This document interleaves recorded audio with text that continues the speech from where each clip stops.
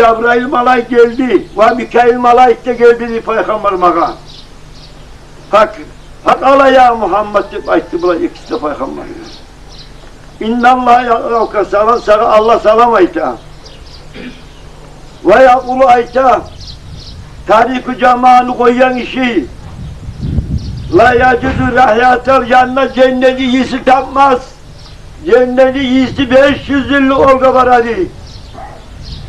Şu cenneti yiyisinde tapmaz. Şunu amali bolsa, yeryüzünün halde amalinden artık amal istedi. Ve tariku cemaat mal'un fi dünya vel ahire. Cemaatını koyan kişi mal'un dünya ve ahirette de. Ma tavassamat bi vacih tarikil cemaatını koyan kişi, cemaate koşulmayan kişi. Şunu betine külese ircaysa bir adam. Fakat annem hâzâ babayt tal ma'bur.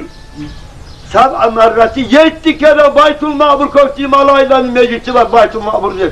7 kere şu meclisi buzganı günahı olur. Şu kişini betine varak küleyen kişiye. Ve annama kaddallahu malaykin 1000 malayikli ölçüge mik olur. 1000 peygamberini ölçüge mik olur.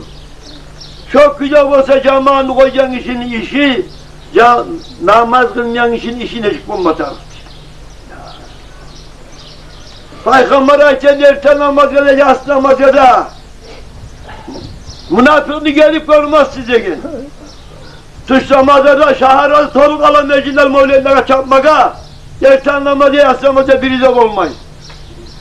Neyini gösterse şu münafıkını alamak gösterse. Tuştacı yeni kaldı aşına. Erken namaza yas namaza gelmeyenler. Erken namaza gelse, geçenin uzağında Allah'a ibadet ettiğini sevabı yazdı Allah Teala.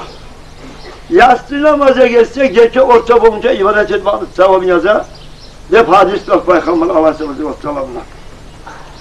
Man lam yusalli salatan işte bil cemaat. Cemaat bulan yastı namazı kılmayan işi. Lam yakun mu'mine çok için mümin çıkıl dedi Peygamber. La dayit Abu Avşar'dan kitabında şu. İnne raculan cahile Abdullah İbni Abbas. Abbas'ı bulan İbni Abbas diyor Abdullah atı.